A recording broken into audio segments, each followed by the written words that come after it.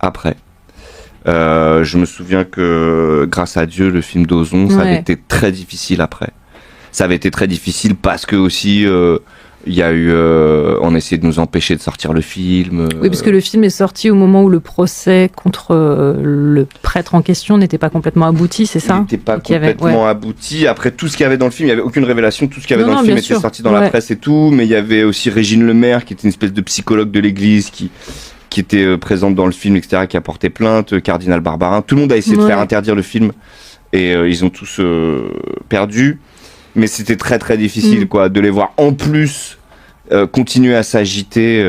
Voilà. Et là, c'est vrai que là, en ce moment, on fait des débats, des projections, des avant-premières et tout. Et le film est... Mais bon, je trouve le film très puissant. Oui. Mais voilà, c'est étrange, comme on est affecté par les histoires une fois qu'elles sont là. Enfin, en tout cas, pour ma part... j'ai pas du tout été affecté pendant le tournage et en effet c'était assez joyeux. Après il y avait ce truc où on était quand même, c'est un huis clos, donc on a tourné dans cette baraque là, on passait nos journées, nos nuits là-dedans, c'était infernal. C'est-à-dire, nous aussi on était enfermés dans ce lieu quoi. Ça c'était un peu lourd. Je le redis pour celles et ceux qui nous écoutent, il va être question de VSS. Dans ce film, tout repose sur le regard posé sur ces personnages, notamment quand on filme des scènes de viol. Après des années de male gaze, le cinéma a été... ces scènes-là ont été à minima problématiques quand elles étaient filmées. Ne pas érotiser ce genre de scène, c'était vraiment la mission que s'était donnée Jérôme Bonnel et c'est en ce sens très réussi. Comment est-ce qu'on aborde ces scènes-là, pour le coup ? Ça, c'est jamais plaisant à faire. Ouais. Après, lui, il en a parlé tout de suite. Il avait vraiment ce truc où d'abord, il préférait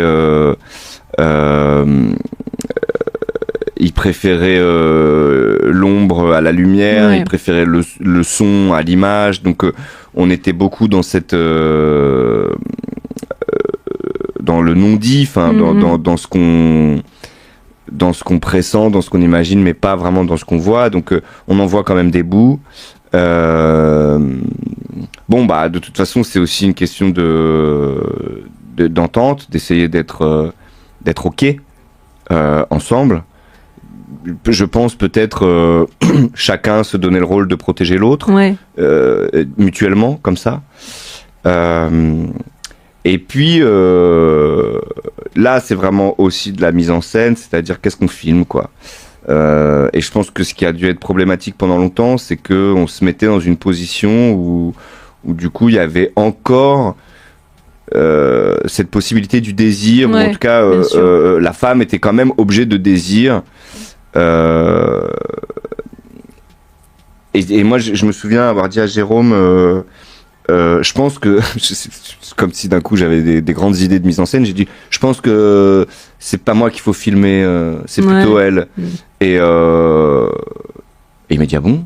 Il me dit, non, je pense qu'il faut filmer les deux, mais il faut les filmer elle aussi, parce qu'il y a cette espèce d'absence, de regard vide, où on voit en fait qu'elles subissent, etc. Et je pense qu'inconsciemment, j'avais tellement pas envie de me voir, que j'ai pensé que c'était un raisonnement juste de dire c'est plus fort de filmer la personne qui subit, alors qu'en fait filmer aussi le bourreau enfin voilà, ce que je veux dire c'est que il filme les deux, et je pense que dans la question du regard, du point de vue, de la mise en scène, c'est quelque chose vraiment, une question qui s'est posée, quoi. Et alors, je disais, c'est des scènes qui sont compliquées à regarder pour les spectateurs, les spectatrices. Qu'en est-il pour le comédien ? C'est-à-dire que quand tu as vu le film, j'imagine qu'il doit y avoir une dissociation à un endroit.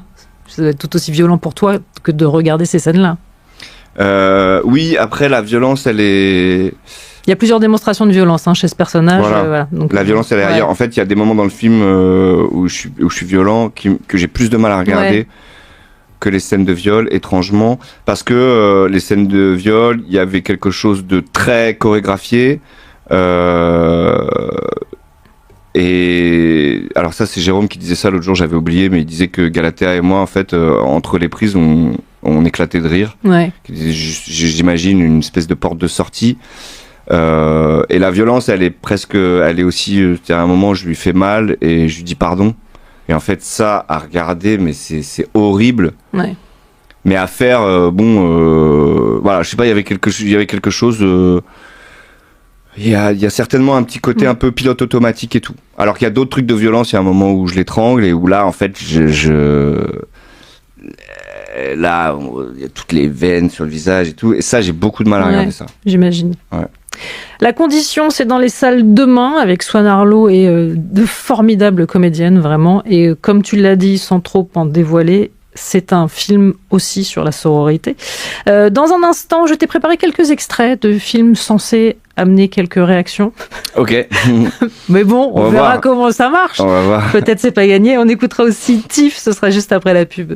Tiff avec Hinata dans la playlist de Swan Arlo. Et c'est le deuxième soir de suite qu'on écoute Tiff, preuve de la qualité de la musique de ce jeune homme. Mais pourquoi est-ce que toi tu l'as choisi ? J'adore cette chanson, mais en fait, il y a un peu un truc de vieux là. C'était genre ouais, le rap c'était mieux avant et tout. C'est sûr que voilà, moi j'étais adolescent dans les années 90, donc le rap c'était quelque chose, c'était très très fort pour notre génération, et c'était ce qu'on appelait le rap conscient. Donc c'était du rap à texte. Voilà, pour moi c'est voilà, c'est toute ma jeunesse, c'est des souvenirs très forts. Et donc j'ai une espèce de nostalgie de ça. Et puis en fait mon frère m'a fait écouter, il me dit mais tu sais aujourd'hui il y a quand même des trucs hyper bien quoi. Et voilà, et notamment Tiff où d'un coup j'écoute et je me dis ah oui, et ça n'est plus du tout le rap que j'écoutais moi. Ouais. Et je me dis ah ouais, mais c'est trop bien en fait ce qu'il faut maintenant. Voilà. Très bien. Ouais. On poursuit avec quelques extraits de films qui normalement devraient évoquer 2 ou 3 choses. On sent la nana qui avance vraiment en marchant sur des œufs. J'ai aucune mémoire, alors on va voir. Eh ben, essayons. Ouais, on va essayer. Here's the second one. It's in the head and the hand there. I guess that's a defensive wound. Oh yeah. C'est Fargo. Where's the state trooper? Bah voilà. C'est gagné. Frances McDormand dans Fargo des frères Cohen. Tu as à de multiples reprises répété que ton entrée dans le cinéma, c'était l'amour des comédiennes. Avant même de regarder les comédiens. Ah ouais. Oui, c'est possible, ouais. Elle en particulier ? Elle en particulier, mais... Enfin, non, mais parce que ce film, c'est vrai que c'est un personnage extraordinaire. Et j'adore ce film. Mais en fait, bon, moi j'ai très mauvaise mémoire, donc là je vais un peu sécher, mais en tout cas, j'ai eu à l'adolescence, j'avais accès à une espèce de vidéothèque chez moi où il y avait des tonnes de VHS. Et VHS, putain, ça m'a fait bizarre. Bah oui, VHS. Oui, c'est ça. Faut peut-être qu'on explique aux gens qui nous écoutent, si toutefois il y a des gens très jeunes. C'est un peu comme un DVD. Ah, ça marche pas non plus. C'était un moyen de regarder les films. Et donc j'ai regardé, mais juste pour tuer l'ennui, quoi. J'ai regardé vraiment beaucoup de films. Et en effet, j'ai compris plus tard qu'en fait c'était ça, moi. Je ne regardais pas du tout la manière dont les films étaient, l'enchaînement des plans, les cadrages, la lumière et tout. En fait, je regardais pas ça. Je regardais les acteurs et ça me fascinait. Les acteurs, les actrices. Beaucoup les actrices, ouais, c'est vrai. Catégorie inspiration, je te propose celui-là. Dommage. Il n'y a plus qu'à espérer que je sois coupable maintenant. Parce que si j'avais tué les gamines et on dérouillait le sadique, ça pouvait s'arranger. Mais si j'ai tué personne, les sadiques changent de camp. Bon, d'accord. Vilain. C'est Garde à vue. Ouais. Bah oui. Bah oui. Bah oui. Garde à vue de Claude Miller, dialogue d'Audiard. Et là, c'est une scène entre Ventura et Serrault. Oui. Michel Serrault.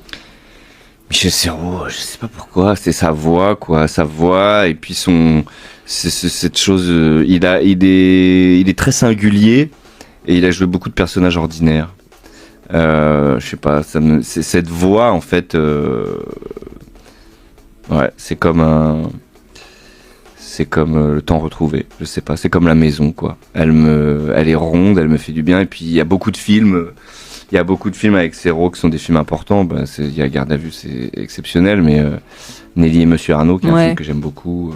Voilà. Et peut-être cette capacité à endosser toutes les facettes de l'âme humaine. J'imagine que c'est une idée vers laquelle tendent tous les acteurs et actrices. Mais chez lui, il y a quand même cette particularité-là, d'être allé dans tous Ouais. les registres, absolument. Ouais. Et notamment aussi les monstres. Ouais, évidemment. Ouais. Extrait suivant. Oui, allô maman, c'est moi, c'est Laurence. On pourrait peut-être aller prendre une marche. Parce que ça va pas maman, c'est important. C'est important. J'ai jamais eu l'impression que t'étais ma mère. Mais moi, j'ai jamais eu l'impression que t'étais mon fils. Un extrait que j'ai choisi pour une Par double contre, j'ai raison, l'impression que- Laurence Anyways de Xavier Dolan, puisque tu as Ah oui. déclaré dans le journal Trois Couleurs que ça fait partie des réalisateurs avec qui t'aimerais tourner un jour, et aussi parce que Laurence Anyways, c'est Melville Poupeau, qui était ton partenaire dans la série Dans l'ombre. Oui. Melville, en fait, je le connais depuis longtemps. On avait tourné dans un film qui s'appelait L'autre monde. Ouais. Et on s'est recroisés à plusieurs reprises, voilà. Et donc on a tourné il y a pas longtemps dans cette série. Série passionnante, hein, qui est toujours ouais. en accès libre sur France.tv, dans lequel tu joues un apparatchik, Ouais. et qui est vraiment une série assez fascinante à regarder. Ouais. Voilà, ouais, j'aime beaucoup Melville. C'est quelqu'un Ouais. d'assez mystérieux. Ouais. On y revient. Mystérieux et discret, peut-être encore une fois les qualités Mystérieux d'un et acteur discret. désirable. C'est vrai. Ouais. C'est vrai.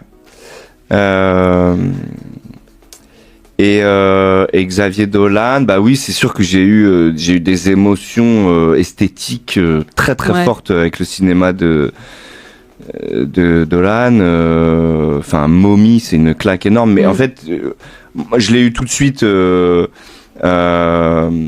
Si j'ai tué ma mère, Ouais. le premier. Tout de suite, je me suis dit, waouh, c'est qui ce mec? Et en plus, il jouait dedans, il était exceptionnel et tout.